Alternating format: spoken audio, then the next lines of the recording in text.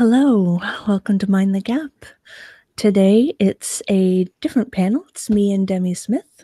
I'm Charis Crane, of course, and today with us we have Chris and your friend. Chris, want to introduce yourself and your friend? Sure, yeah. My name is Chris. I came on before, but I'm currently actually a third-year student at Charis Bible College in Colorado, studying business, and I'll just let Joachim introduce himself. Yes, so I'm Joachim. I'm from Switzerland, and I'm currently doing my second year in Charis Bible College as well.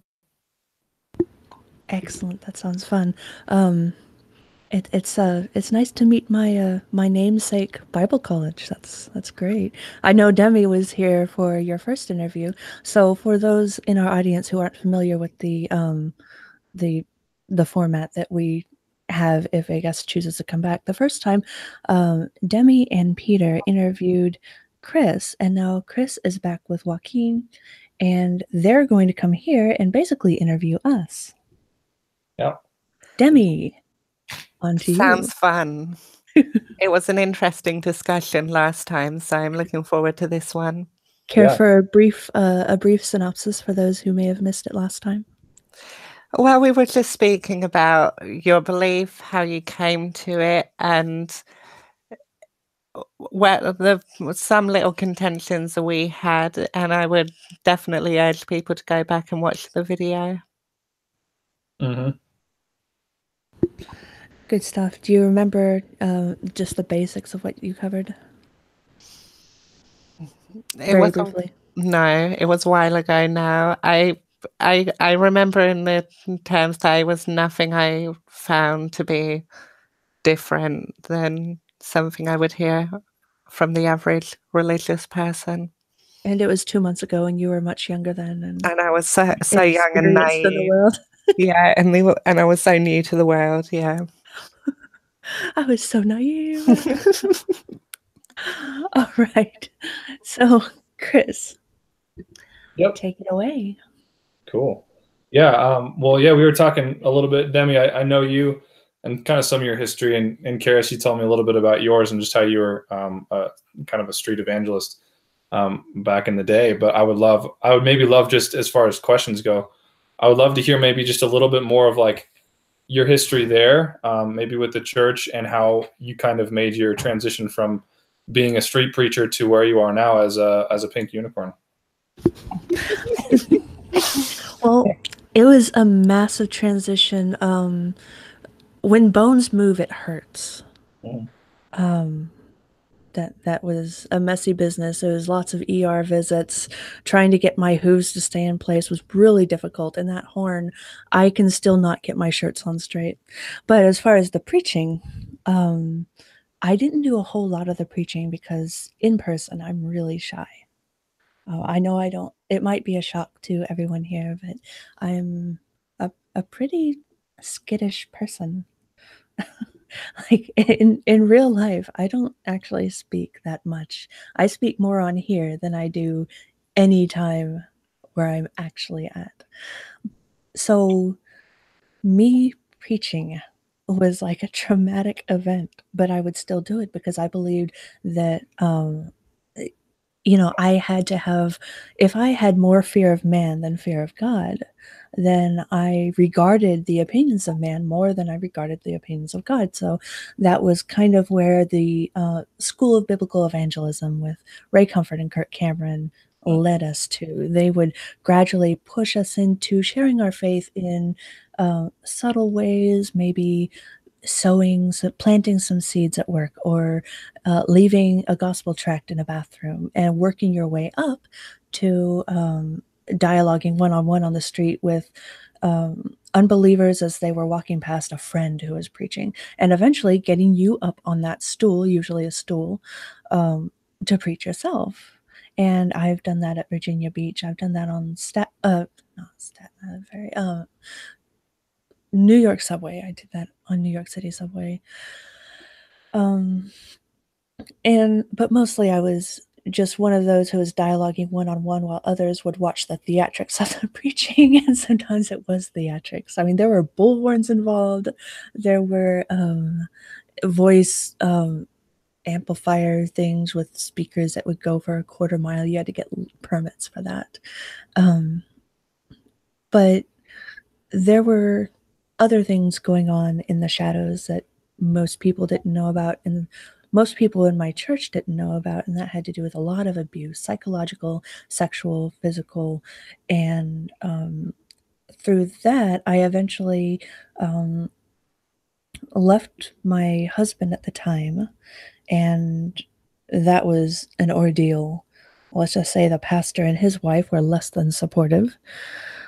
And let's just say it's a Me Too moment, a major Me Too moment. So that got me away from that church, and they were abusive over there.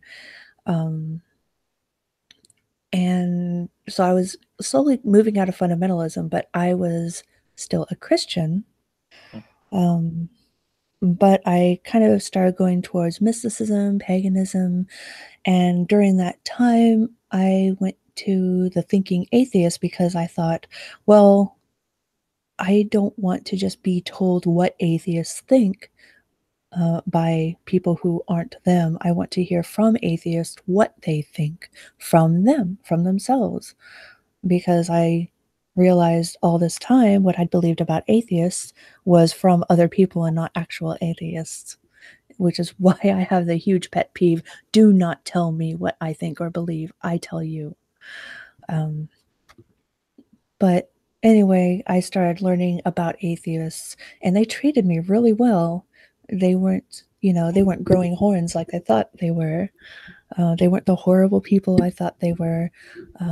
They were very sweet. They were skeptical at first because I had a lot of Christian trolls on there, so I understood that.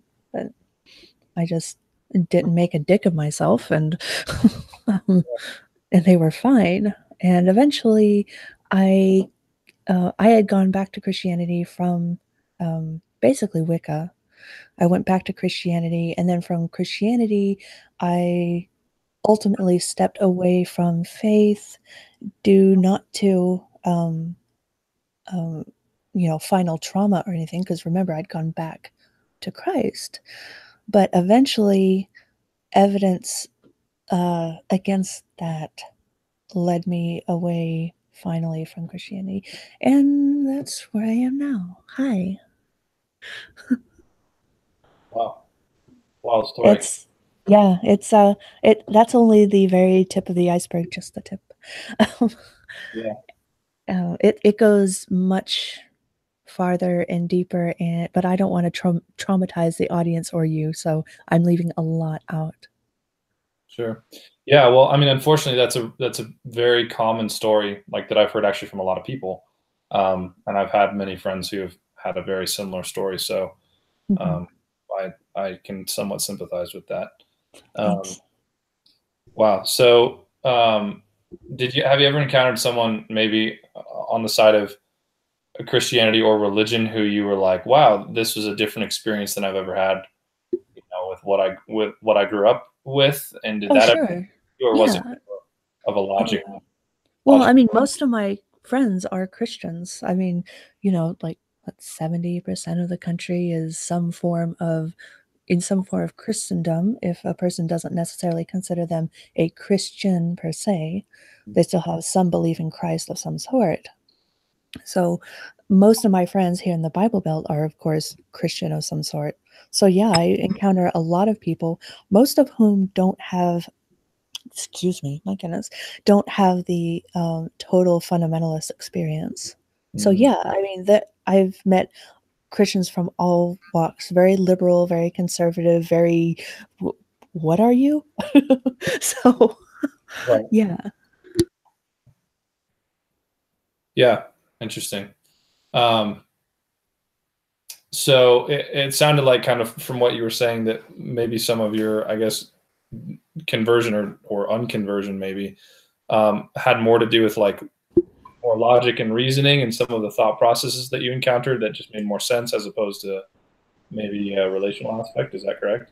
Well, the relational aspect, it did get me out of the fundamentalist church specifically, but it was more the other stuff that got me out of totally out of faith. Because remember, I was going back to Christianity at the time that I ultimately deconverted.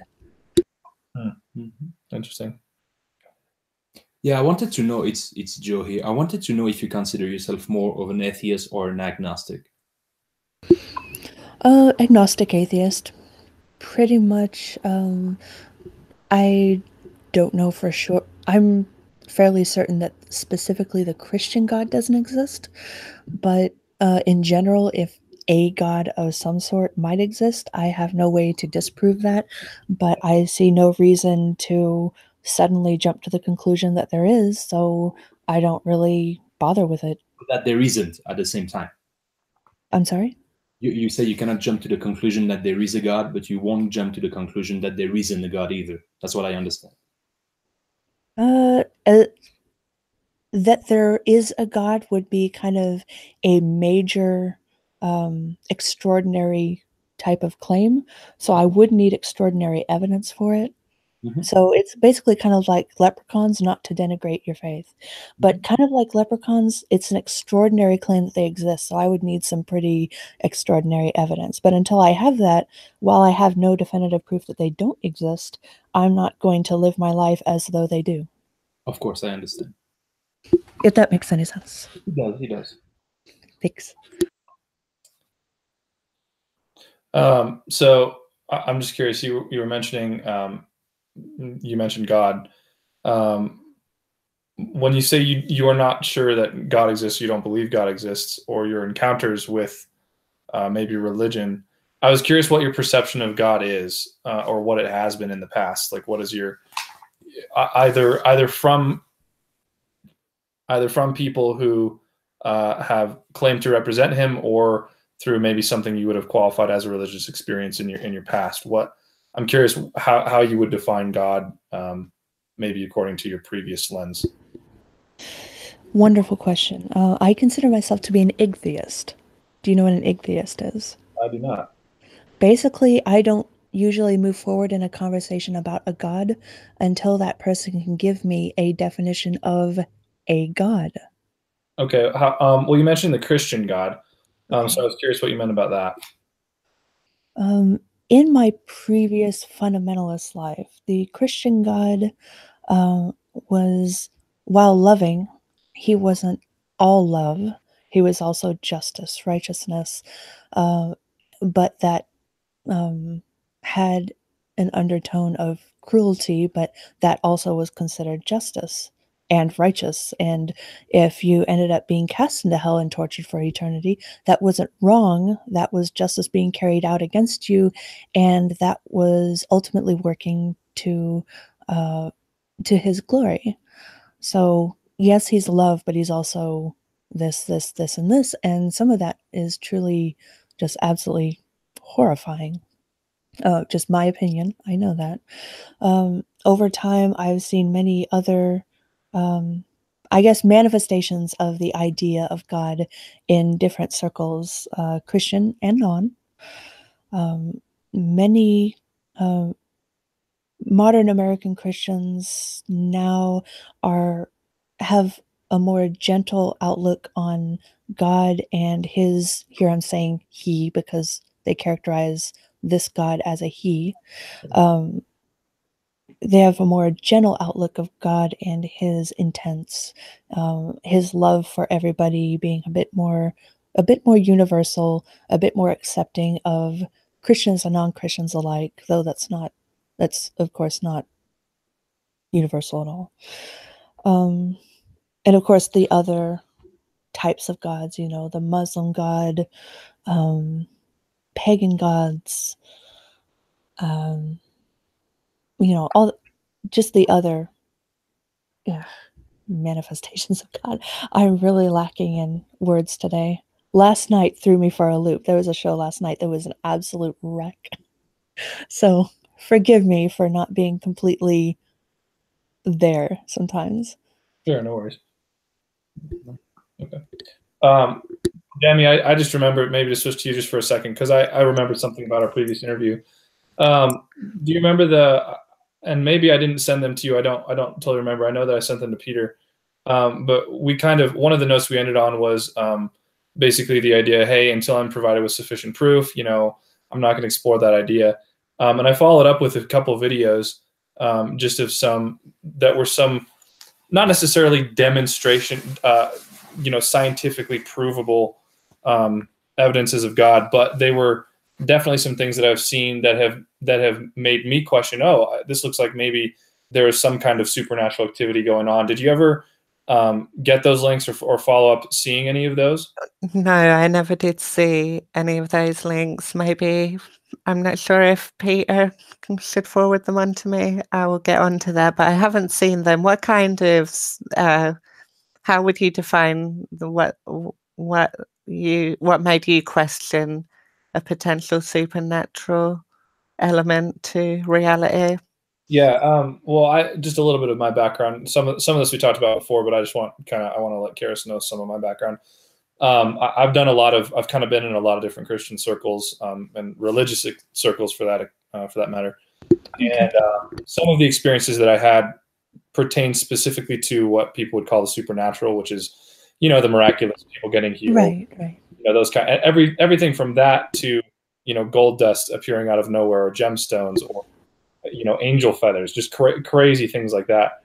So I kind of went on a discovery to see if any of that was true, and most of it was nonsense. But then I did encounter a couple people who did some things in an area of ministry specifically, so from a pulpit, that really made me question, wow, this looks like actually some of these things are real. And one of those specific things was the word of knowledge, which is basically, in layman's terms, is when someone gets supernaturally transferred information about a person, so like an address or something like that. And he'd begin to then call out people in the audience and say, hey, I have these 4 or 5 different pieces of information that I've been given through prayer or whatever, and I want to see if they fit anyone. And after that, he'd proceed to actually tell them about their life and things like how many kids they had and potential businesses they were opening. And he would basically just encourage them. So that was one of the things. And then the other thing was there's a really cool video of a man who actually is a Baptist preacher. And he had some pretty serious, like it was throat cancer or something like that. But he's reading through the Bible saying about how God doesn't heal people. So he's, he believes in God, but he doesn't really believe that God heals people. And in the middle of him actually reading this verse, he is healed on the spot. And you can hear it in his voice. It's just an audio clip. It's maybe 5 minutes long. But he's reading it, and then you hear his voice actually change, and the audience is, in shock, and he's, extremely emotional about it. And he's saying, oh my gosh, I've been healed. And you hear his voice coming back in the video. And that was, I don't know, that was maybe 10, 15 years ago. And he's still currently in ministry, and he tours over the world, and he actually teaches people that God heals, and he prays for them, and he sees some pretty incredible things. So those were a couple of the examples that I actually sent. So if I was to unpack that, it would be, let's start with the first one. I think it's been shown a lot of times with people like psychics and other things of that nature, that a lot of the time they have extra knowledge that you don't assume they do because of things you forms you filled out or any other reason.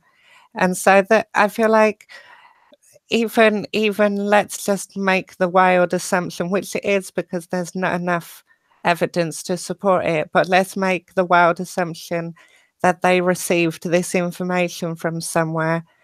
That still doesn't indicate it came from a god of some form or even anything supernatural necessarily. It's just something that's unexplainable. Sure, but if the person was implying, or actually saying that it had come from God, wouldn't that at least cause some kind of questioning in your mind as to whether their claims are true or not? No, not really. Yeah, not really for me either, because the problem with that is that people will take a thing that sounds convincing to them, and sometimes things are completely uncomprehendable to some people, and God is the best explanation. And especially not if they believed in this thing prior to this event happening, because that's just what you're naturally going to attribute it towards. When I was religious, whenever a good thing would happen, I would attribute it to God. So it's just like an instinct. I don't think I would rely on that very much. I have a question. Sure.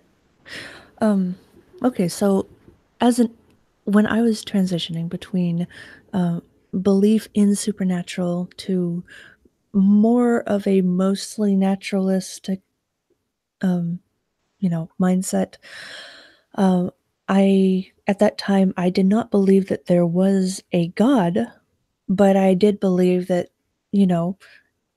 there was some form of other type of thing, substance, whatever, that we could not currently explain. A spirit, if you will, perhaps not a spirit, but a type of being that was not like what you see here. And so I guess in that sense, I kind of believed in the supernatural while not believing there was an actual overseeing over everything, everything God. And it, I'm not necessarily that way now, but with that thought, what if there were just supernatural things? Why would that necessitate that there be an omniscient something? Why does there have to be an overarching super authority everywhere? Why can't there just be, maybe lesser spirits that send messages? Maybe, a species, a spiritual species, if you will. This is all hypothetical, but a spiritual species, if you will. Angels. I don't know. Shut up, Demi. I am not saying anything. Why does there have to be an omniscient everything, an omnipotent everything? Why does that necessitate a God? Well, I guess I'm just going to answer on that. I just want to make sure you can hear me good. Yeah, we can hear you. So, in my opinion, the very fact that there might be a spiritual world disconnected from the physical world is the very reason you guys will not consider what Chris talked about. And I totally understand you, because I had that same mindset before. Is that for me, science, the way we use it today, is used only for the physical world. So to me, trying to prove a God with science doesn't make any sense. That's my opinion. So to answer your question, Charis, concerning the fact of an almighty God, is that I believe every world that we attribute have I wouldn't say supernatural, but authority. In the physical world, I would say that the laws of physics will be the equivalent of God in the spiritual world. You understand a little bit my point? So there's some stuff. No, I don't think I understand, because I know for the audience, they're probably pulling out their hair about what I've just said earlier. Sorry, guys. But I mean, I'll say the physical world, we have all these species, humans, dolphins, everything. There isn't, you might call us, the apex predator. You might call us, the supreme one at the moment, but we're a we. We're not a he, a she. We're a we. We are a species. And I'm asking why. What's that? There is. I don't think you really understand my point. Was your point that in a naturalistic worldview, a God would be the thing that the universe is dependent on, and that would be physics? That's exactly it. So okay. My point is that in every world, whether it's the physical one, the natural one, or a spiritual, or even a hypothetical world we talked about, is that I believe there is always, how can I say that? There is always something that will, let's say, how do you say? Keep everything together? Yeah, exactly. Keep everything together, and it has authority, ultimate authority. Okay, I cannot cancel right now the law of gravity. I'm sure you'd agree with that. Why? Because the law of gravity is higher than me. I can. I'm magical. Oh, she is a unicorn after all. Maybe in your world, I'm not. my world, believe me. So to give you a little bit of my background, I will answer you that in the spiritual world, I believe that since I believe it exists, there is surely an authority, an ultimate authority. Now, you'll see in different religion, they approach this authority totally different. So in Islam, in Judaism, and in Christianity, to take the main ones, this ultimate authority is a person. Now, if you take into Buddhism, for example. Hold on, this is a huge jump, though. Yeah, because you've gone from descriptive laws of physics, yeah, to now the leap of a sentient authority, and that is a huge leap. That's my point is that in the physical world, we know what are the laws. We still discover them, of course, but gravity. But there's no sentience. So there is no sentient authority at all. So but now I will believe there is not, like as you said, a sentient one, but there is one. There is an authority which is the laws of physics, for example. I don't believe gravity started existing when we discovered it. You understand what I mean? No, I understand. But so my point is that if there's a supernatural, like that, for one, I just want to make it clear that that is a massive leap to make. There's no real reason to make this assumption. But if there is a supernatural realm, what's to say that it isn't bound by some like mechanical thing in nature in the same way our universe is? What's to say that hypothetically a spiritual realm exists and spiritual dark matter or something? It's just, it runs as kind of to a spiritual physics rather than a god. That's the point I was going to make, is that in Christianity, Islam, and Judaism, this ultimate authority is a person. Now, if you take other religion, some pagan religion, if Charis looked into it, she will know it. In some pagan religion, some other religion, especially in Asia, in my belief, I'm not sure now, the ultimate authority is not a person. It's laws the same as we can find on Earth. So my point to answer Charis, how do you say it? Charis, sorry, Charis.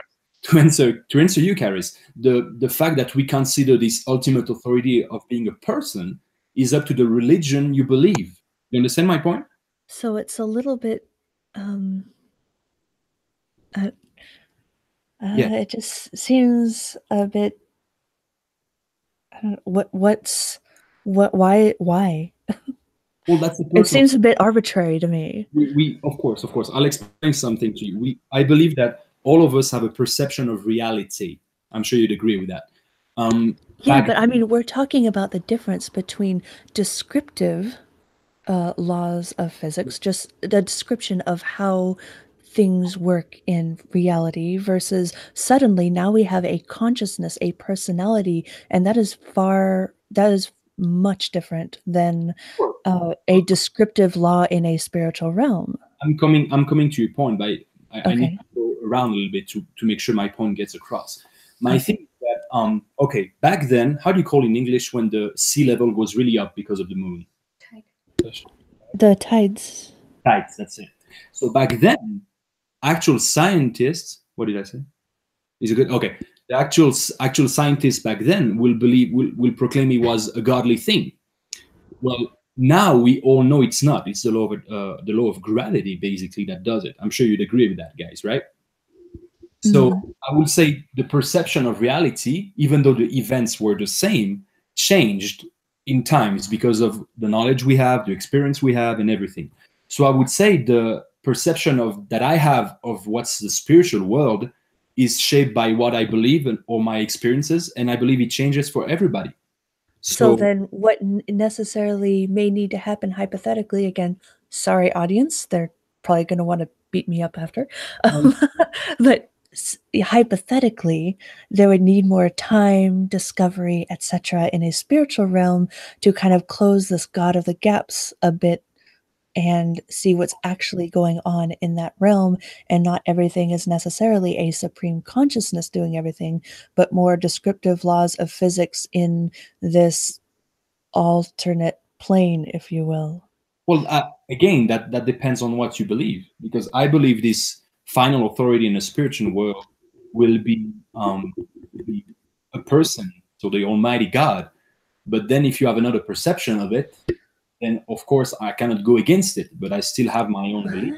Well, here's the problem with that is that the laws of physics here are not in any way affected by my beliefs. I could die right now and the laws of physics are completely stable.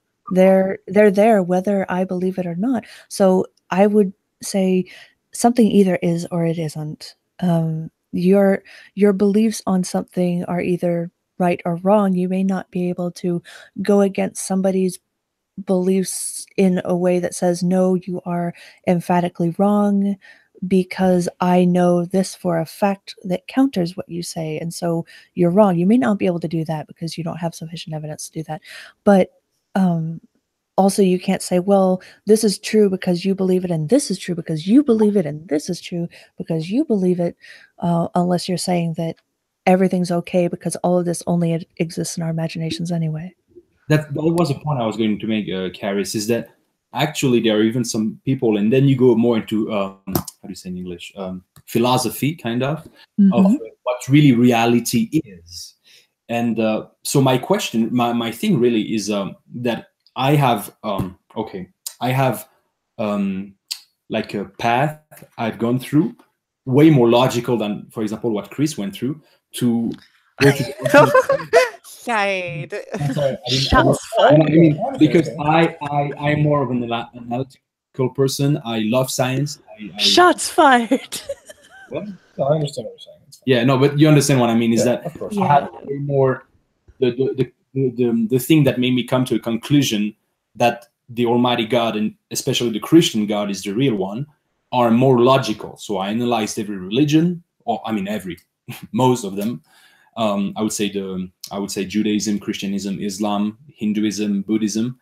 I've analyzed them in their doctrine, and I made my decision to believe in the Christian God. And that's another way of doing it. So, for example, as I said before, I cannot believe we can prove a spiritual anything, whether it's a God or an authority or a world, even spiritual, with our physical world's capacity of analyzing. You understand what I mean? I understand it. I would have some counters, but I've been talking over Demi this whole time. Because some people, and I'm not part of them, some Christian will try to use science to prove God.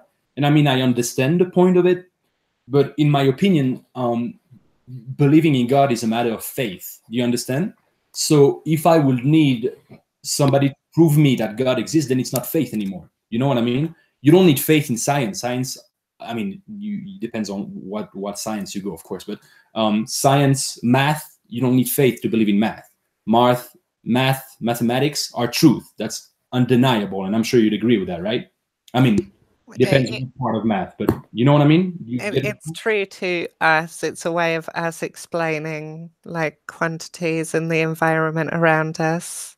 Yeah. But it's not like math isn't real in the sense of it's a thing of the universe. It's real if there's an observer in the universe. Yeah. It's descriptive of what's going on in the universe. I'm trying to make it simple, and I'm sure you understand my point. Yeah. Well, thank you. Thank you. I don't know if I could grasp it otherwise. The what? Thank you for dumbing it down for me. No, it's not for you. I'm saying So I'm picking on you. Don't listen to me. See, this is just anyway. So I don't know really why. I have also had a rich, we'll use that word, experience in various different religions.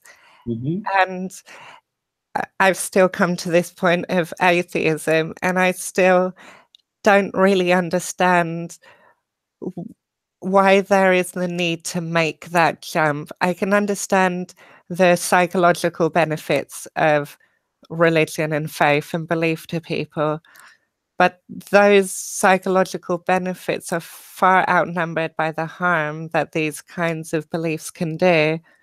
So I feel like outside of psychological benefit, I don't really see any need to make the jump that God is real or that any God is real. It's something that's been created after humans just came into existence and then got a little bit too smart and started questioning everything.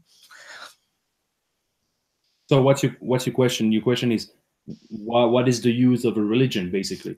No, my response to you saying that you've gone through and analysed different things and you've come to this belief now is that I've done the same and I'm at a different belief and I wouldn't agree with it. It doesn't seem to make logical sense to just accept one because I believe it. Just because I believe something doesn't make it true.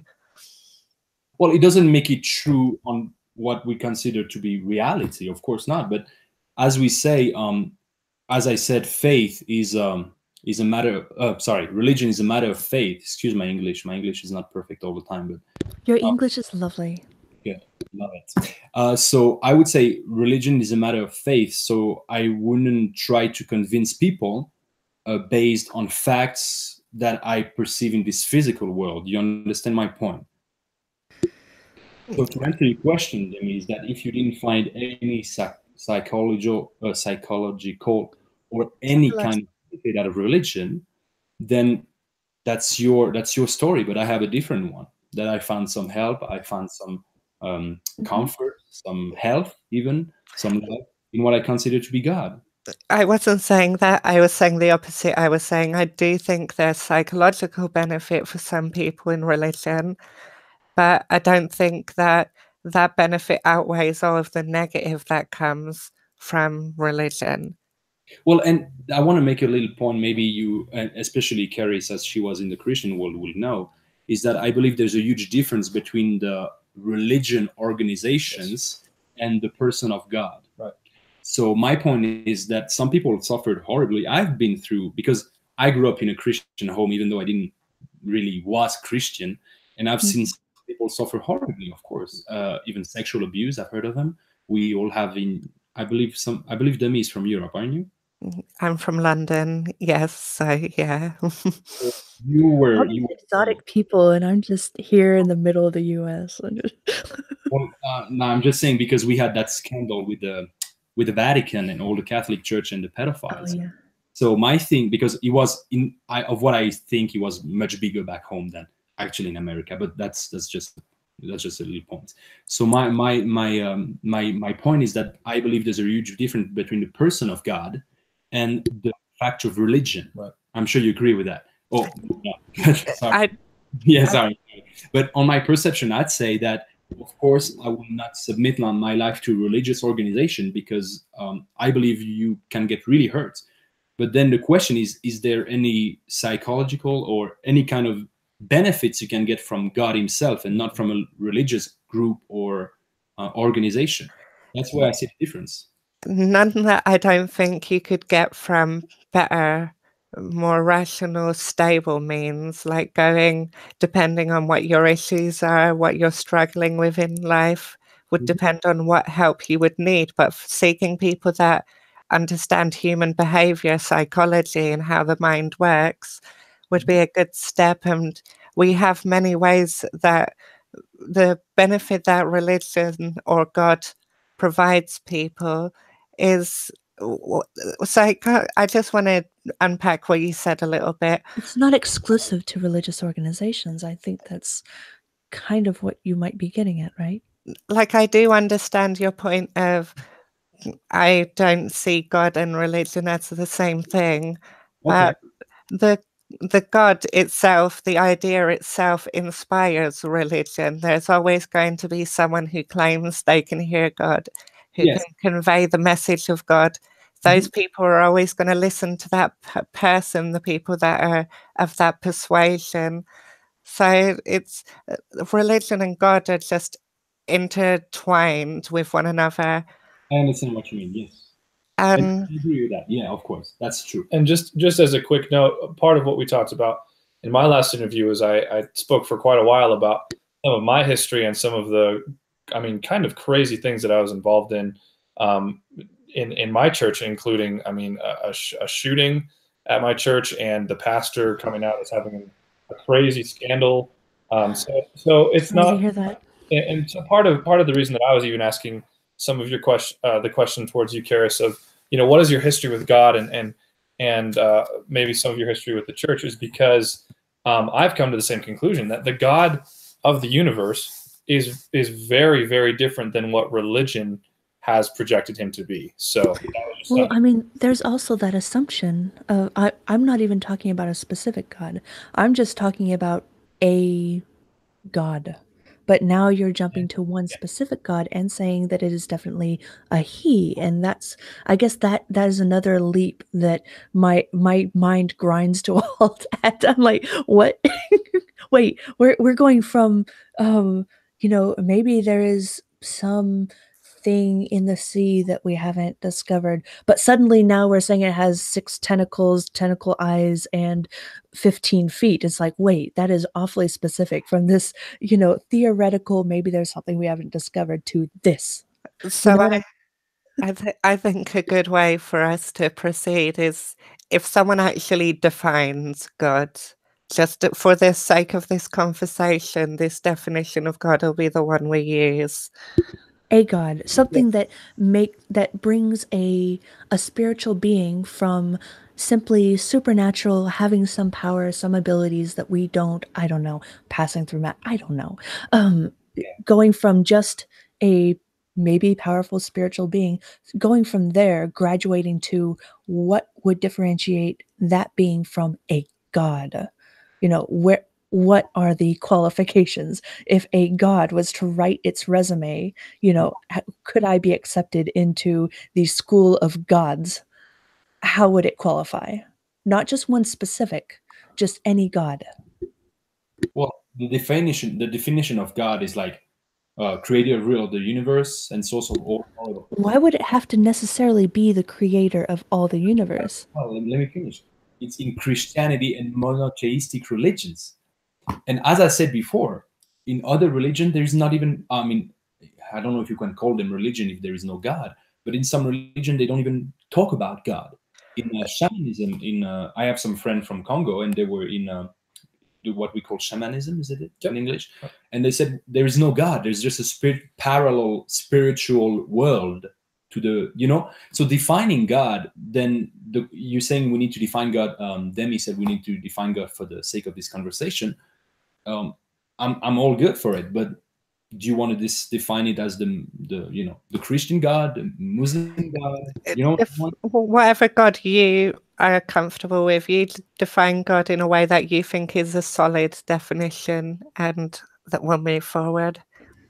I'm thinking more of the qualifications that would qualify any God of any religion as a God and not just as a spiritual being, with maybe even creative powers. It's my perception then. Right. Because there is hundreds of perception different of what God really means. That's why I find it hard to progress in a conversation about gods, because being an atheist, I have to know what it is we're talking about. Yeah, God is it's a vast concept for you. It's not a specific thing. Well, it's a vast concept for anyone, not just for me. No, I mean for Christian, God is the creator and the ruler of the universe, and that's it. You know what I mean? The supreme being.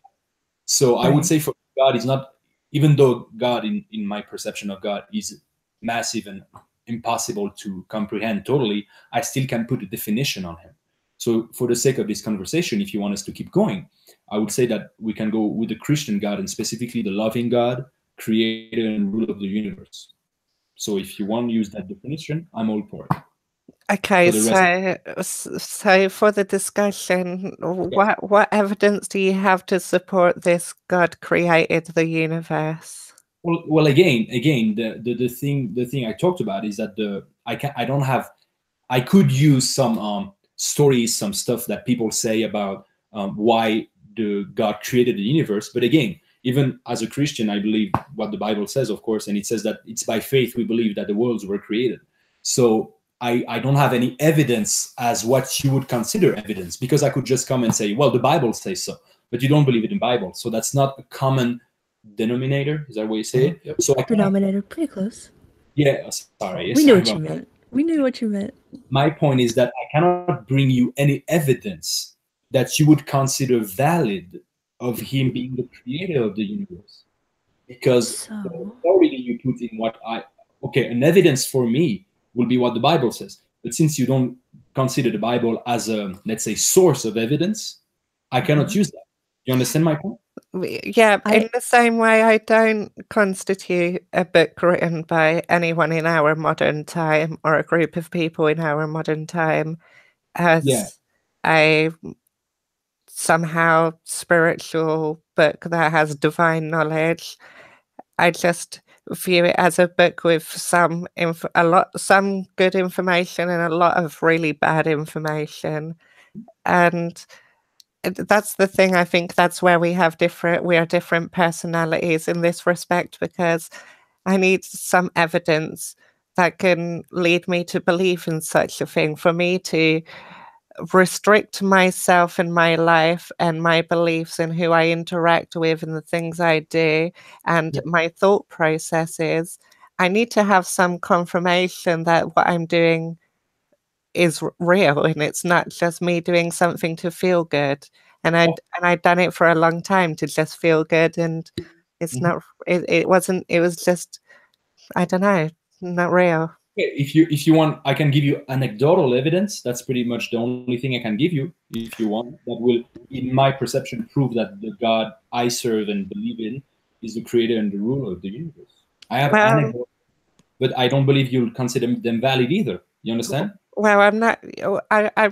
Well, this conversation isn't necessarily to convert or deconvert anyone, but let's hear. I would like to hear your story. It's not, but at the same time, I'm going to go on a slight tangent. At the same time, I have to express my appreciation for your approach to us, because you're meeting us where we are, and that is incredibly refreshing, and I thank you profusely for that. Well, I appreciate you guys. It's a civilized one. So I'll go ahead with my as we call it, testimony, is that I always believed there was a supreme God. That was always my opinion, and I didn't know really which one it was. So as I said, I looked into different religions with a very logical approach. Okay. I would say what stands out in Christianity is that the Almighty One cannot be reached, but He's the one that reaches to us. So for me, it made a huge sense, because I was thinking that as a human, I could not do anything to reach an Almighty God. You understand what I mean? So that's when I decided that I believed in the Bible and the Christian God. Okay. But then my anecdotal evidence is when I was healed by God meeting. My mom was healed and my aunt was healed as well. Instantly healed, and it was in 2017. No, I was 17 and it was in 2011. Sorry. And we've been all in extremely good health since. So that's my anecdotal evidence. And people would say, well, but then you can approach it more, logical way. Maybe it was the atmosphere, it was the music or whatnot. And I can understand that. What I'm saying is that with all those stuff about, like Demi talked about personality, so all those things took part in shaping who I am, and also my belief. So I had a back condition. My mom, she had what we call a zona. It's like a bacteria in the eye. And my mom had the zona, and my aunt had fibromyalgia. Yep. Is that the name in English? Yeah. And and all of us were instantly healed. And a friend of mine that I saw in the service, like during the service, was healed of scoliosis instantly. I mean, that's not something I can deny. It's not like people say, oh, I was healed of this, and you see them on TV and then they ask you money. That's not what I'm talking about. I'm talking about real people I know. So it's my anecdotal evidence that I will use to support my claim that the Christian God is the creator and ruler of the universe. Okay. The God, I'm sure you understand that. Yeah, I understand that. I mean, I know you realize that I don't necessarily take all of what you said as necessarily, correct, but I'm not trying to disrespect you in any way. My question would be, is there a reason that I ought to believe this rather than a more naturalistic explanation? What reason is there you know, is there something that I could prevent by believing your explanation on faith versus a more naturalistic explanation? Is there a fate that I'd be avoiding by doing this? Why ought I believe this? Well, if I understand the question, you say, why should you believe me, basically? Yes. Well, because I believe, but again, it comes to a personal, let's say, personal perception of religion. I understand that it's a personal perception of God. I'm What I'm going asking. to do to that, you understand that you may not think it's valid because of that. You understand what I mean? I understand that. What I'm asking is, I mean, we both are saying I understand that right now I may not understand that it's valid, right? And we both understand that it's a personal perception. Neither one of us is arguing that. I'm asking, why should I have this personal perception? Why is this perception of God the one that I ought to have? Why is that a better one, a superior one, perhaps a more correct one than a naturalistic explanation for the events that we see? Well, because okay, I believe that if I take on my doctrinal, let's say, on my doctrines of Christianity, the reason for me to want you to believe in that so is that you could be saved from hell, that you can live in a glorious life, prosperous life, and a healthy life. Now, according to what God defines as such, of course. So since I experimented it, I would love for anybody to experiment healing, peace, joy. You understand my point? So now, Yes, but just a second. I mean, I have experienced healing, peace, joy, now yeah, outside of Christianity, in atheism, in a complete non-belief in God. Now, I mean, of course, I'm not saying that I can prove that there is no God. I'm saying my non-belief in God, I have experienced these things. And so there is not a lack of joy, peace, um, righteous living, even. Um, there isn't a lack of that in my life. So, apart from that, you mentioned the existence of hell and the risk that I would be sent there. And so, I'm yeah. guessing that would be the primary reason for me to choose faith in this versus not. Yes. Well, I believe hell is one of the, like escaping hell, if I may say, is one of the benefit of salvation in the Christian doctrine. However, I'd say there's way more to that. There's supernatural health. So like perfect health is to live in perfect peace. I'm not saying about like enjoying life. I'd have again. I know you referenced anecdotal evidence earlier, Yeah. and noted that we may not take that at your word. I guess I'd have to provide some of my own and understand that you wouldn't take me at my word per se. No, I But believe that you say you have peace. I believe you because well, it's not just that. It's that while I was within Christianity and absolutely believed with all of my sanity yeah, in what was being taught, yeah, I did not have the God, I did not have supernatural health. I was literally dying. yeah. Since having come out, I can now overcome that and live. Mhm. So, I mean, my testimony, if you will, is 100% contrary to the selling points that you're giving me. So when you were a Christian, would you say you had what you perceive to be a relationship, personal relationship with God, or not? Yes. How would you live that? I'm just curious about it. What do How you mean? like how would you say personal relationship with God? So what what does it mean to you? What did it mean back then to you when you had one? Or The same as a personal relationship with anybody else. yes, okay. So just perceiving God. So as we talked before, and that's what we talked also about, that the perception of the Christian God can be very different, even from denomination to a denomination. I mean, when you said you were Baptist, sorry, but I immediately thought of the Westboro Baptist Church. Believe it or not, the doctrines that were taught within my church did not differ much from Westboro Baptist, Okay. and our pastor said that Westboro Baptist just has a counterproductive public approach. That was the main difference. So when you say Westboro Baptist, I have to nod my head and pretty much say, yeah, Oh, really? Yeah, it yeah. sounded a little like this. So on my perception, I if I may say, as a Christian, there it's really a Christian phrase, but I don't believe in the same God as they do. Do you understand my point? So I think that anecdotal evidence are anecdotal evidence. I mean, the name carries the definition itself, is that we cannot use them on a platform of sharing evidence and debate. And I'm sure you could agree with that. Yeah, generally speaking. I mean, they can be maybe supplementary, but they're not something that'll stand up on their own. Exactly. So, and the thing is that, for example, when I went to my doctor to have checked the thing, because, you know, in my country, we have mandatory military training in Switzerland. And so you need to go to the doctor and everything. I mean, it's just normal. And when I went and he saw that my condition like vanished, I was like, so it's a miracle. It was in my hometown. And he was like, well, I cannot say it's a miracle or not. All I'm seeing is that it disappeared. You understand what I mean? So that's, again, comes to my conclusion that we cannot prove spiritual force, being, or world with physical evidence.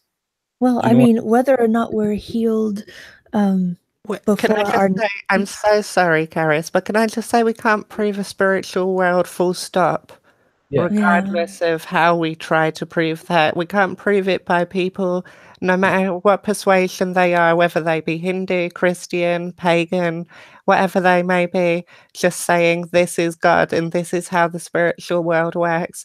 That doesn't prove or show us anything that we can use on a real basis. That's just people thinking of things, and that's acceptable. Everyone lives their own way. But if we want to apply it to everything, we really need to have a sound. We all need to look at the world and agree, at least a bit while we're alive on it, to be able to cohesively direct our societies. Well, again, I get your point, but saying like Charis asked, no, it was you, Demi, that asked me, why would I believe that he's the ruler of the world? Well, I don't have any scientific evidence for that. I just have anecdotal evidence and personal belief again. I understand that you have those, but it's kind of like the question of leprechauns. I'll go back to those, and again, that's not to make a mockery of your beliefs. It's just for lack of a less colorful example. Or Krishna, or gods. I mean, there may be people who have claimed to have seen them, but unless I have an actual reason to believe it, why should I? I mean, I can live my whole life and not have any disadvantage for having not believed in leprechauns. Well, that's again a perception of doctrine. I believe you have a way more glorious life as a human being already on earth by believing in what the Bible says. I disagree.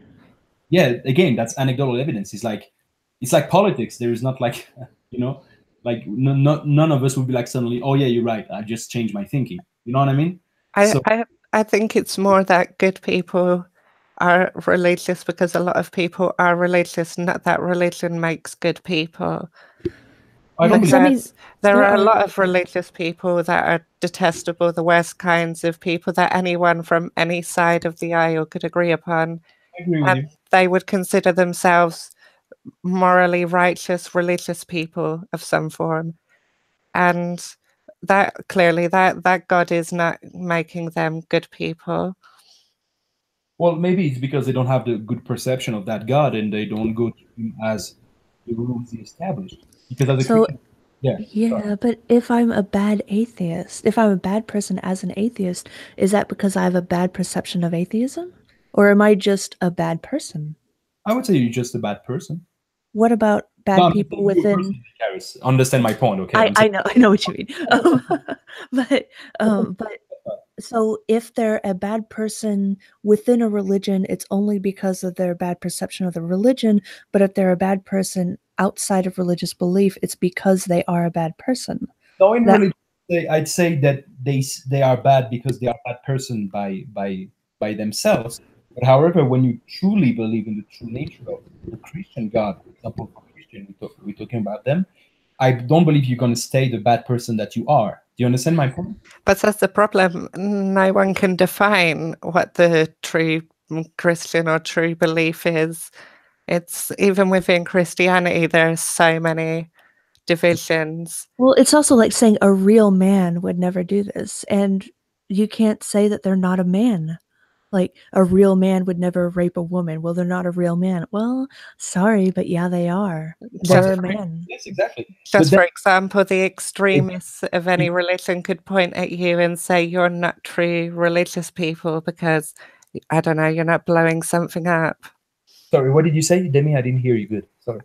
I'm saying that any other religious person could look at you and say you're not good religious people. You don't truly believe in God because you're not enacting terrorism. Yes. Well, some people have this perception of God. Yes, of course they do. Some of them do. So that argument doesn't really help us because anyone can really make it. That's exactly my point. Is that was my point, kind of the whole talk, is that we cannot convince each other because we don't have the same common denominator to what we establish as evidence or anecdotal evidence or valid proof. You know what I mean? So let me give you a little example, if I may. Some people tell me, well, but the Noah story, is that Noah's story is impossible because there's not enough water. That's what some people tell me. And I'm like, exactly, that's the whole point of a supernatural event. You know what I mean? Right. So that's the thing, is that we cannot have we have a really nice discussion, and I appreciate you guys a lot, but we cannot really have a constructed debate because it's like two blind people, like, two deaf people talking to each other. We don't have the same perception. We don't have the same mindset and personality. You understand what I mean? I see, said the blind man to the deaf man. But I mean, I guess with my perception of belief itself, I can't look at my coffee table and say, I choose to believe that's a banana peel based on somebody's word. I either have the ability to believe my table is a banana peel, or I don't have that ability. And I don't have the ability to just believe, as they say, choose this day which God ye shall serve. I don't have the ability to just choose a belief. My mind is either convinced of something or it isn't. Exactly. And that's part of what I was talking about in the last interview as well, as we were speaking about what my definition of faith is, and that was a big point for me, because I believe that faith meant just willing yourself to just believe something without any kind of evidence or anything. But I don't think that faith has anything. I think it's confirmed in your intellect and your emotion, but that's not where it's based. It's based in a deeper part of yourself, which is ultimately your spirit, which is also, that's kind of where we continued our conversation, Demi, was whether or not you believe we have a spirit and I believe we have a spirit. But I think part of the whole argument is that, and this is part of what Joaquim is saying, is that, we can argue all day about, whether the supernatural or the spiritual realm is real, but the point is that it's not something that is actually perceived primarily through your five senses. And so part of what my assumption is I believe that everyone does have a spirit, but if they genuinely want to have an experience with the supernatural or with God, that it does take faith to say, you know what, I actually genuinely want to experience something like that. And I believe that God will honor that, and he will begin to, as the word says, open your eyes to perceive that realm. I think my problem with that is that during that time, you're just you could be convincing yourself to misattribute your everyday feelings in life to a different source rather than what's happening in life being the source. How would you differentiate that from let's say a patient, a therapy patient who is demonstrably misattributing one of their experiences, we'll say, to something else? How would you definitely differentiate between that and what you're referring to? Well, that's a good question. So I'm not that kind of Christian that attributes every single thing that happens in my day-to-day life as like spiritual entity whatsoever. Like, oh, my car doesn't start, is the devil. Well, I don't believe that. Or like, oh, my start is my car works, then God as touches it. Well, I don't believe that kind of thing. I would say like what I consider to be supernatural events, like my anecdotal story I gave earlier. would be what I consider to be something from God. Now, however, I would say that since I believe that everybody, you know, there's a verse in the Bible that says that the rains falls on the just and the unjust.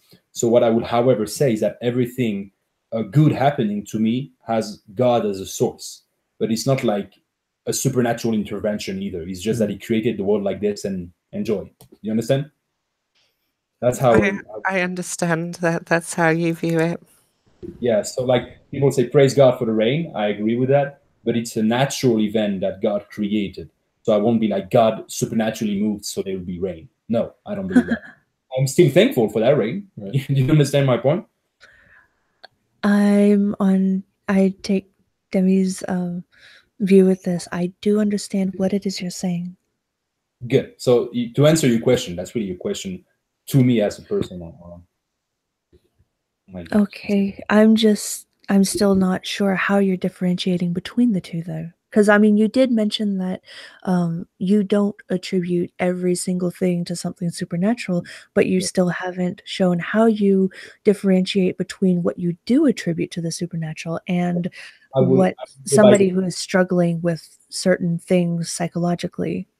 Yeah, or I will go with the very definition of a supernatural act. I believe in the English definition is a supernatural. It suspends the laws of physics. Okay, let's just do the definition if you don't mind. It's a supernatural. Okay, attribute some force.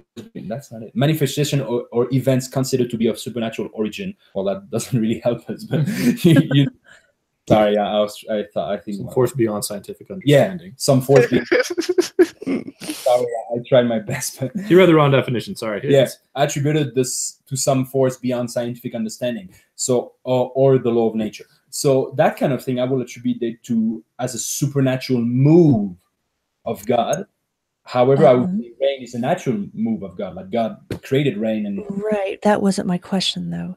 My question was, how do you differentiate between these experiences that you have that you do attribute to the supernatural? How do you differentiate between your perception here and the perception of somebody who is suffering from or who's experiencing something that they're going through? For example, well, yeah, like in the like a psychological. Yeah. How do you differentiate between the two, between your perception of what's going on over here and their perception of what's going on over there? Yeah, I understand. So to answer your question, I would say that something I consider supernatural, I will attribute it to God when it aligns with what the Bible says. But even some of those patients who are, and I'm being careful here because I know there are many wonderful people who suffer with some of these things, and they do suffer. It causes them so many problems and it kicks their butt, and they're absolute sweethearts. They just have this, difficulty. And I'm just wondering how you differentiate between these things that you are perceiving as something that is happening and these experiences that one of these dear people who is suffering with this is having. How do you know that this thing is happening as you perceive it, even if it is or isn't in accordance with how you understand the Bible? Because many of their experiences in this way, of this nature, may also be in accordance with what they understand in Scripture. So I'm wondering how you differentiate between their experiences and yours. How are you anything than someone in an insane asylum? Oh, what's that? No, yes. he made it clearer for me, Chris. Oh, okay. I'm sorry if I needed additional translation. I wasn't trying to be difficult. I'm just thinking because I've never really thought in depth for that, so I'm kind of doing it right now. That's a good question. Well, how about you think about that? I'm not like demanding an answer or anything like that. No, I'm just that I'm the kind of person, if I don't have an answer, I'll not make something up on the spot. That's very honest, and I totally appreciate you for being like that. So did you have any questions for us? Because we've kind of flipped this back on you, even though this is the second episode. My bad. I'm sorry. This is the first for me, and I'm used to. I had to take an entirely different role yesterday. Oh, I love you too so much. After yesterday, I just love you. Those who are in the chat know what I'm talking Are about. you referring to after a previous conversation you had? We are much better. Yeah. Oh, I love you too so much. And this is a much more reasonable. You're not singing mid Oh, this stream. guy. I'm not gonna say. Let's No, I am gonna stay say on something. topic. And He was being absolutely misogynistic, and then when he didn't like us, he stood up in the middle of his room and he started singing with his son "Amazing Grace." The guy who they previously interviewed. Wow, that sounds like, yeah, that sounds just like a lot of fun. It was amazing in all the wrong ways. Anyway, as you guys were saying before, I totally took this on a rabbit trail. Real quick, I just want to check in with our time. It looks like it's been about an hour. How long are we supposed to be on here for? It's been an hour. You stop when you feel you need to stop. Okay. We're not holding you here. You've given us a wonderful conversation. Cool. And do you have any questions? Honestly, I don't have a question here. Okay. Yeah. I think this was good. I don't know about questions other than one of the things. What I would love both of you maybe to check out would just be maybe some of those videos. I could leave them in the links or whatever. Just maybe to make you maybe analyze it a little bit or think about it and see if anything speaks to you. Just because that's part of what started my journey as to like, oh, because I had been very burned by religion. Mm-hmm. And I was tired of it. And then I started having encounters with people who were, I guess some would say, the real deal. And so I'd love to send you guys maybe some of those links just for you to look at and maybe even discuss later or whatever. Likewise, let's see, what are some things about atheism? And I say ism, I mean, maybe non-belief, I don't know, what atheism, for lack of a better term, conversationally. What might be the most intriguing thing about that position to you? Well, I'll maybe let you answer after. It's a personal question I've asked myself a lot. Mhm. Is how, okay, let me try to phrase it correctly in my mind before. I don't think in a logical stand atheism makes sense. I would say Agnosticism, yeah. makes way more sense because atheism in my perception, maybe again I'm wrong, because you said, as you said, Charis, that in Christian world we have our perception of what atheism should be or is, and it's not really true. But my perception of atheism is that it's an absolute belief that there is no God without evidence that there is no God. Do you understand? No, that's not what atheism is. That's my thing. So that's why I wanted to make it clear first. Okay. Atheism is just the non-belief in God or gods. It's not an absolute belief that there is no God. It is just not believing the claim that there is. Okay, let me think about it. But I wasn't necessarily asking which one made the most sense to you. I was asking what part of it would you find the most intriguing? Intriguing is the fact that they, let's say, for me, is there a God or not is a huge question.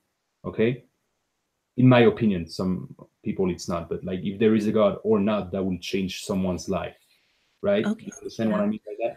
Okay. Yes, from my own experience, I absolutely do understand what you mean from that.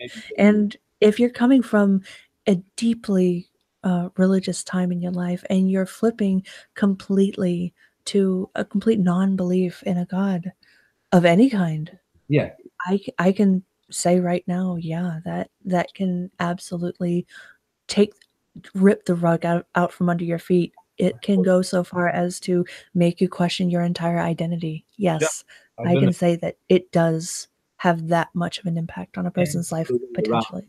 People who are strong atheists that suddenly start to believe in God will change their. Well, or even I would say people who are strong atheists who then go straight to religion, and it's just as detrimental because the religion that they're going towards is actually, it actually doesn't relate to God at all, but it's just a form without any type of compassion or love. Right. Any change in the mindset. I mean, if somebody's I have a friend who was very much atheist, and Mhm. who was, however, strongly convinced there was no God. And after a series of events, he started to be Christian, and that changed his whole perception. Okay, so that's just something I wanted to point out. But like, Okay.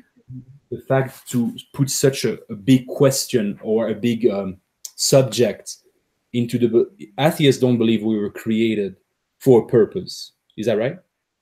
You would have to, yeah, I mean, to believe that you're created by any God would be to believe in a God, which would mean you're not an atheist. Exactly. So that's, yeah, I think you're making That doesn't mean that an individual atheist cannot believe that we were created with a purpose.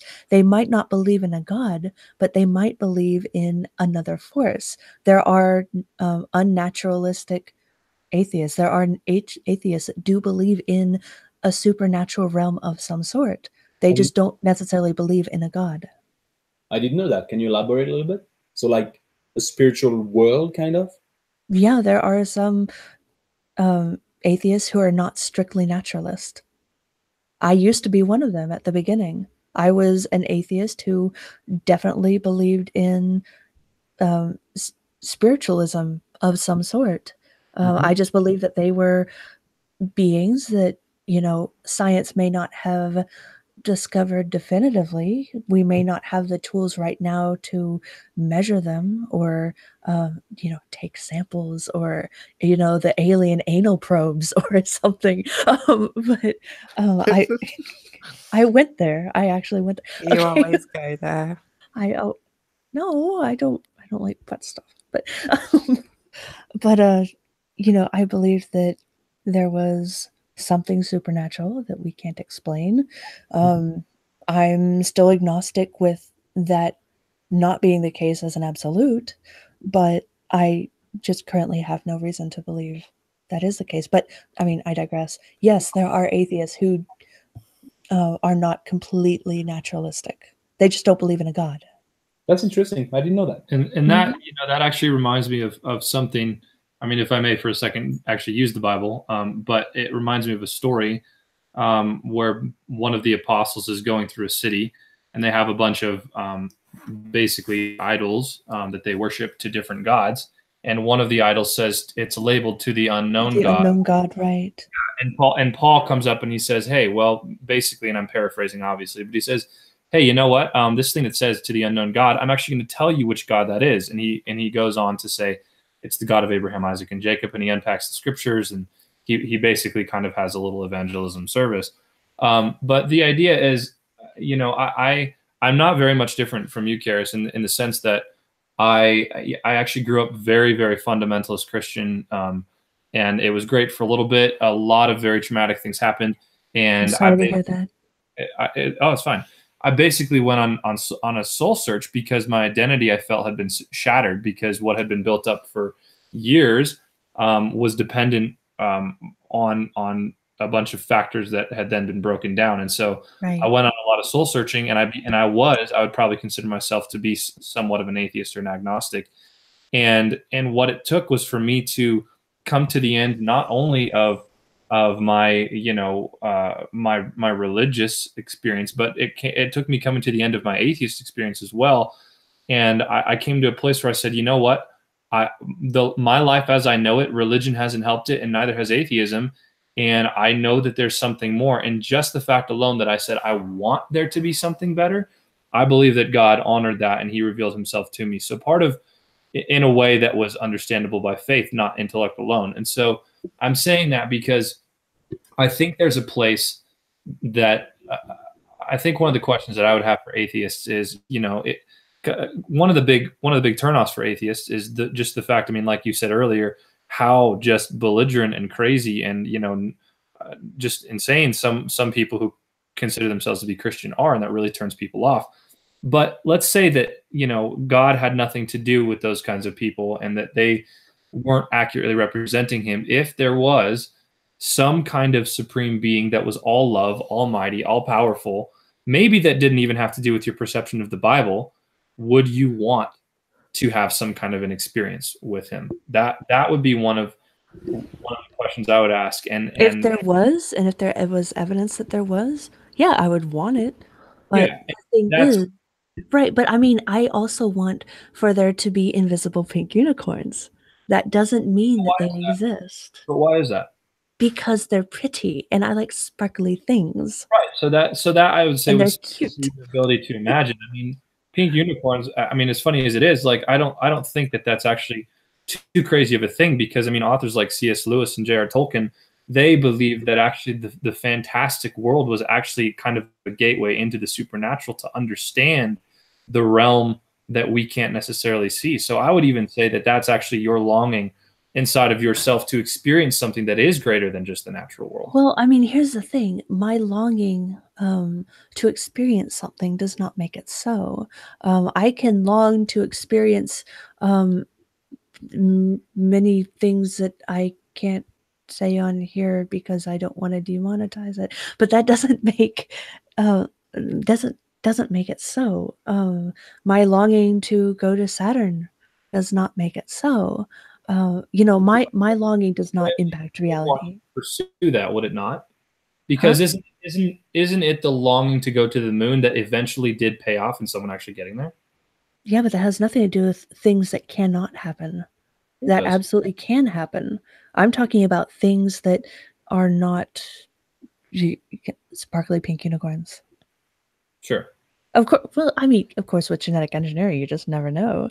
But I guess the larger question I'm asking, and this maybe some of this is not even necessarily demanding an answer, but if something else did exist that was out there that somehow solved a lot of the questions and the problems that people had, would not that be at least worth the exploration? It would be worth the exploration, but that's kind of, it's like we could take any hypothetical idea and say, if this was true, wouldn't that be cool to explore? And a giant flying spaghetti monster behind Saturn, that would definitely be worth the explanation. Is that not part of the process? Exploration. Isn't that not how amazing things are created, where people start asking questions and then they use science and kind of deductive reasoning to then create new things? Well, no, because we need to create new things within reason. Like we can have ideas that are concepts for future technologies or whatever we're thinking of, but it has to be within reason. Within the bounds of the laws of nature, the laws of physics, etc. They still are within the bounds of what we know as reality. And once it goes beyond that, no, it's not reasonable to expect it, even though it might be pleasurable to imagine it. Right. So you something about it within the bounds of nature, and that is exactly, I would say, why God put himself in the form of a man, Jesus Christ, and came to earth, because he bound himself by the laws of nature. That's simply a huge claim, though. Sure. That's a huge claim. However, I will come back on what Demi says, and I have to say that you said it's not how science works, how Chris said it. However, there is I'm thinking now on the top of my head of one that I don't know if you're familiar with what we call epigenetics. Have you heard of it before? I know of epigenetics. The what? Excuse me? Did you say epigenetics? Yeah, epigenetics, yes. Yeah. Okay. I know of it. So it's a perception that the brain, basically for the sake of people who don't know, I'm going to summarize it really good, is that basically the brain keeps growing and keeps evolving throughout our lives, and it's influenced by outer events. Okay, basically, if I do it really quick. So that was the thing that in the 70s, in my opinion, it was absolutely rejected by the whole scientific community. And the guy was so persuaded it was true because of anecdotal evidence he had, that he pursued it. And actually now it's considered one of the most eminent person and neurologists, is that what you call it in English? Neurologists in the world. And so I understand what Demi says, but in a way I would say that many scientific research and perception are the result of anecdotal evidence to. But even the study of epigenetics was based in reality, was based in what we knew to be true in our universe, what we have observed to be real, what we could test and study. So, yeah, he had an idea that was unfounded at the time, but it had the potential to be true, and it had the potential to be proven without just people believing in it. Yeah, exactly. That's I just meant to say that in the scientific world, anecdotal evidence could be used, and I would disagree that people didn't pursue something out of it. But that's fine. But it's kind still of why I wanted us to define God earlier, because I guess hypothetically there could be some form of God if we defined it within the reason and within the laws of the universe. But outside of that, there's, to me, no possibility that there's a God. Well, but then I have anecdotal evidence that to me will absolutely prove the existence of God and Jesus. Well, there's a difference between evidence doesn't prove anything. It's just it only suggests it. That's my whole point. I'm not sure you got it. My whole point is that even in science, okay, in my perception of the God, there is a God because I've had anecdotal evidence and I pursued in my perception of reality what I consider to be a God, and I found it. Okay, just here. And I'm saying in science, because I'm just saying this because I don't remember who said, but somebody said it didn't happen in science. And I'm saying, well, I wouldn't say a vast majority, but a fair amount of discovered were done through anecdotal evidence that people proved later. Isaac Newton was one of them. Was it Newton? I think it was. Exactly. Anecdotes only make suggestions of things, which then must be proven or not. The thing is, the global community, the scientific community didn't accept gravity because the apple fell on Isaac Newton's head. That just prompted him to look into this further.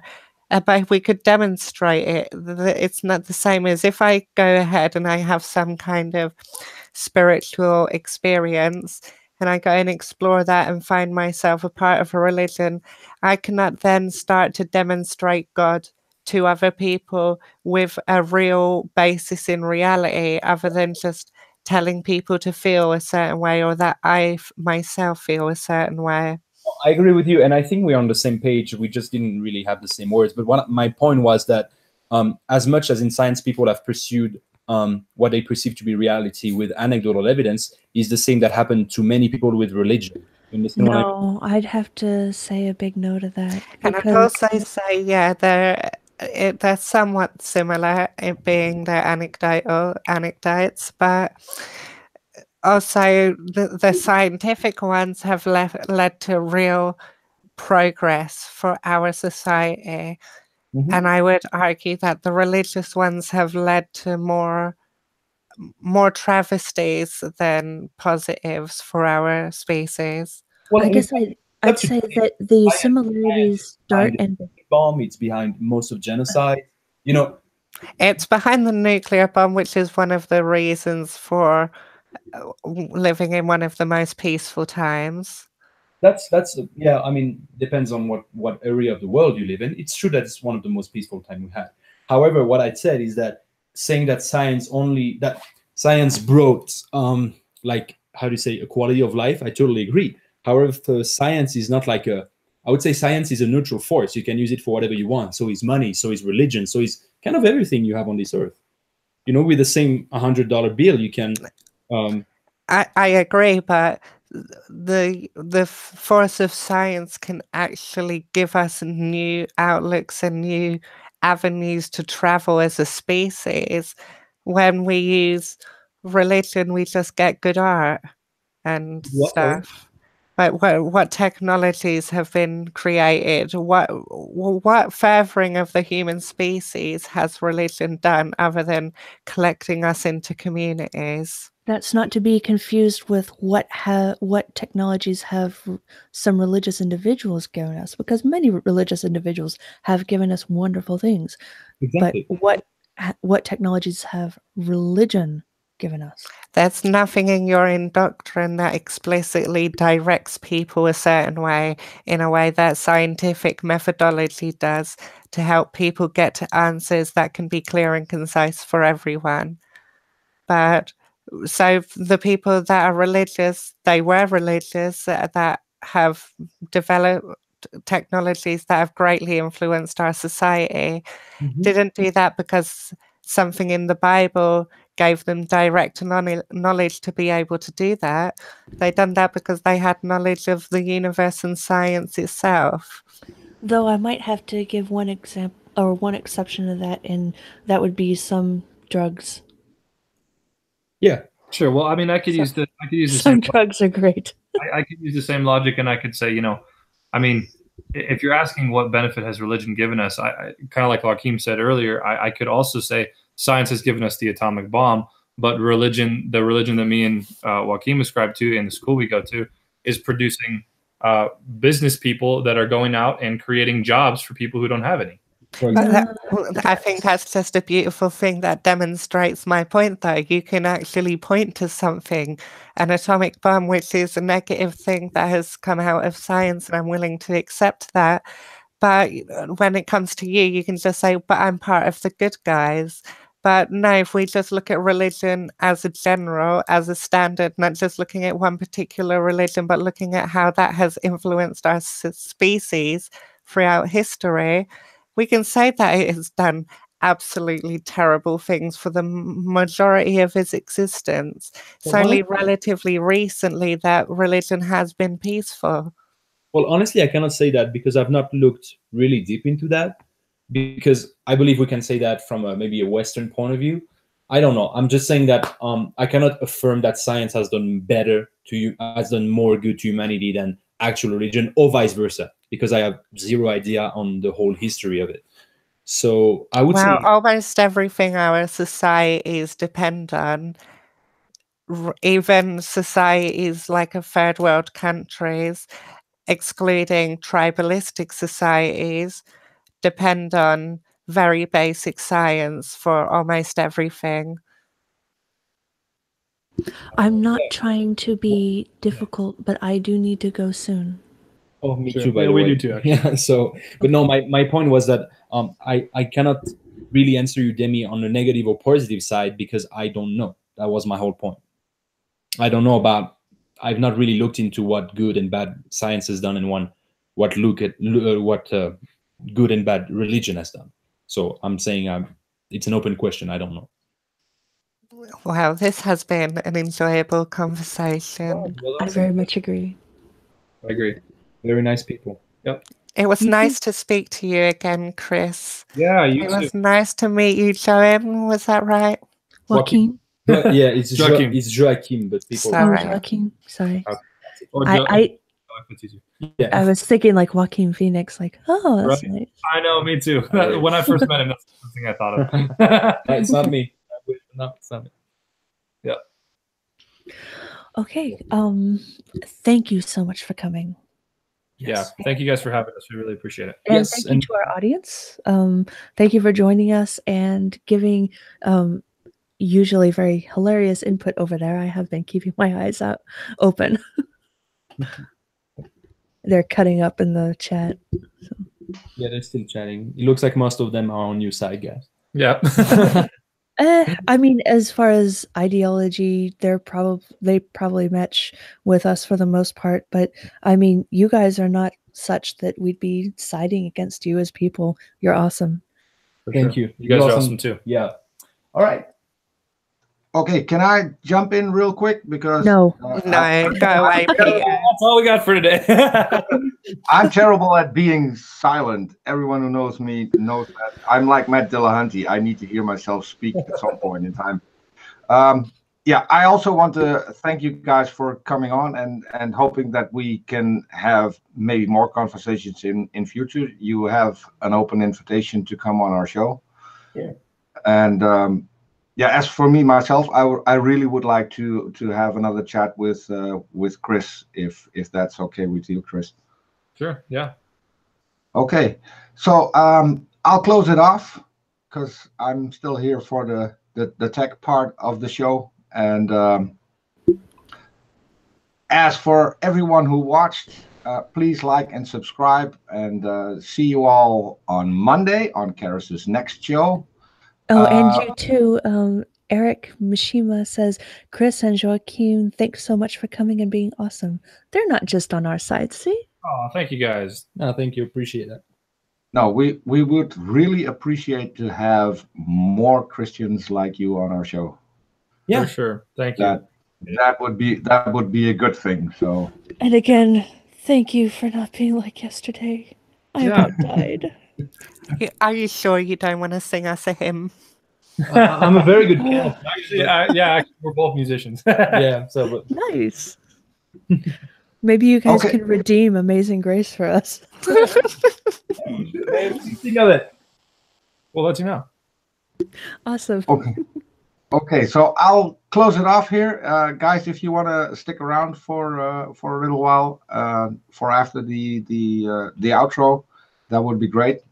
Thanks everyone in the side chat for coming, and as I was trying to say, see you all next Monday with Charis and our guest co-host SciStrike, interviewing or talking to Richard Carrier about ancient science. Should be a very good conversation. So see you then. Dicks out for atheism. bye, y'all. See ya. Oh my God. Was